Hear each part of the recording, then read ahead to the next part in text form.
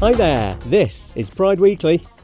If, like me, you're absolutely ruddy ancient, 46, although I am described as sprightly, you might remember quite a dark telly ad about HIV awareness back in the 1980s. Google it, or don't, it's depressing. There's been nothing like it since, until now, with a new one from the Terence Higgins Trust going out on STV in Scotland. The focus is stigma, saying that's more harmful than HIV. It includes a dad pulling his hand away when his daughter says she's tested positive. Here's a quick snatch. Living with HIV is not what people think.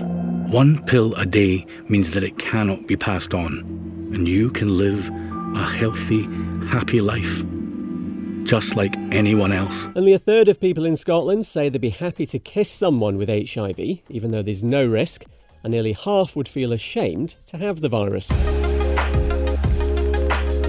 Things could be looking up for LGBTQ+ people in Poland. The very anti-queer right-wing party in government seems to have lost its majority in the election there. We'll know for sure tomorrow. This will mean opposition parties that are way more progressive can form a coalition of politicians who aren't dead inside. Poland's rated the worst EU country to live in if you're queer. They've even got LGBTQ+ free zones there. And a law in Montana in the US that bans some drag events will carry on being blocked for now. Good.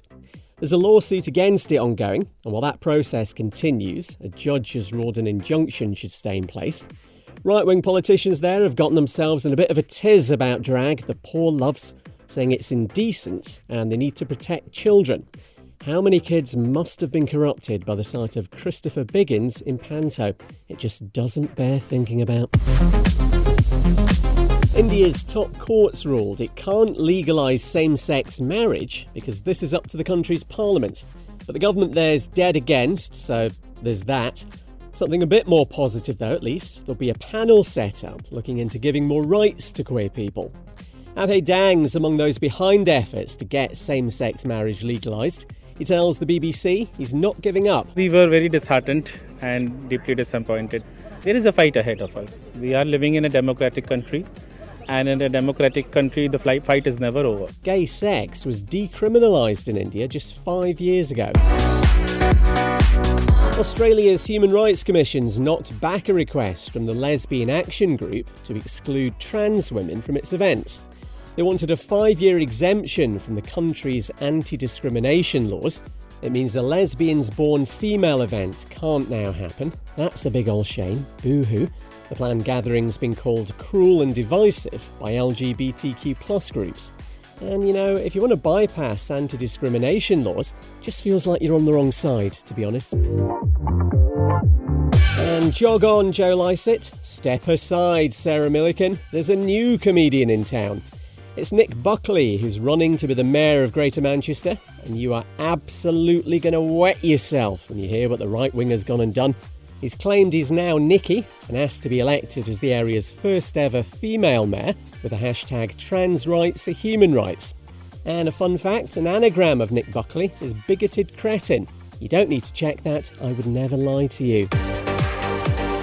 Kind of unbelievable that umpteen promises to ban conversion therapy in England and Wales have come to nothing, and it's still happening in 2023. But we are where we are, and now there's another push to get it outlawed by the Equality and Human Rights Commission. They've written to the government saying the practice that tries to change or suppress sexual orientation or gender identity is harmful and shouldn't be allowed. Disney actor Matthew Scott Montgomery was put through this as a kid. He tells the Vulnerable podcast it included shock therapy. I would have these silver rods that I would have to hold in my hands, and you would imagine scenarios like you go and you walk up and hug a straight man, and when you hugged the straight man, in my mind, they would zap my hands to like zap that out of you kind of thing. I think I'd have to be wired up to the national grid to shock the gay out of me. Fileless went away under too vile for words. A Twitter account's blaming the death of a young trans boy who took his own life on his mother. There's lots of transphobic content on the page, and it's claimed posts are monetised. The mum's being bullied and mocked. 14-year-old Corey had also suffered anti-trans hate online. And if I had £1 for every time the Holy Spirit had told me to compare queer people with Nazis, Well, this is what's happened with a school board member in Canada. Monique Lagrange posted 2 photos online, one of children in Nazi Germany waving swastika flags and another of kids with pride flags. The caption underneath said, "Brainwashing is brainwashing." Reckons the Holy Spirit told her, "Do it, go for it. Try that defence in court, you rampant old bigot." Looks like the site of the Pulse nightclub shooting in Florida is finally going to be turned into a memorial. 49 people died at the LGBTQ+ venue back in 2016, with 53 injured. It's being bought by the City of Orlando after legal issues delayed a sale, so now plans for a memorial can press ahead. Orlando Torres survived the attack.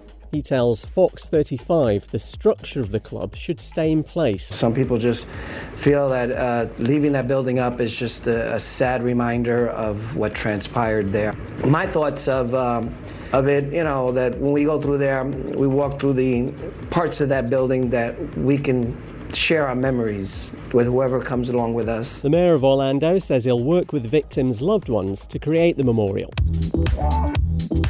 There's claims a ban on gay and transgender conversion therapy in England and Wales will be announced next month. Comes off the back of years of U-turns and delays. I've had 27 facelifts in the time it's taken. The practice tries to change or suppress sexual orientation or gender identity. ITV News and The Times saying it'll be included in the King's speech, where the government's plans are announced. We think some ministers were threatening to quit if it wasn't. And a man who protested outside a drag queen story hour event for children has been slung in prison in France. 24-year-old Paul Carton was part of a right-wing group outside a library in Brittany, chanting various queerphobic things like LGBT degenerates. He's got 4 months inside and a fine. The drag queens were dressed as a robot, a princess and a snail. And I think I'm going to get LGBT degenerate printed on a t-shirt. The politician behind Florida's Don't Say Gay law has been sentenced to 4 months in prison. Not specifically for that reason. You'd want him locked up for life for that. Joe Harding's admitted fraud over a $150,000 business loan he applied for during the pandemic. He's also got 2 years probation. Don't Say Gay prevents school kids from learning about sexual orientation and gender identity. Here's a clip from last year to give you the measure of the man, or lack of, when he discussed the law on the Dr. Phil show. This is his response to a challenge from 2 participants. It's interesting that he can't say that he wants LGBTQ kids to be safe in school. Will you say it? Will you say that now? Will you say that now? You want LGBTQ kids to be safe in school? What you're continuing to do is spread fear and somehow say that I'm anti-LGBTQ. Understood. All children, regardless of Can't say what LGBTQ kids. He's an absolute treat, isn't he? Looks every bit as dead behind the eyes as you'd imagine. 3 arrests in Delhi over the rape of 2 gay men in a park. The victims arranged to meet one of their attackers on a dating app. More showed up at the park though, and they were ultimately assaulted by 5 men late on Tuesday in the area of Shakarpur. And the brother of Conservative Leader of the House, Penny Mordaunt, reckons she's part of the most anti-LGBTQ+ government he's seen in his lifetime. James Mordaunt's gay and says it's the first time he's ever felt his rights have regressed.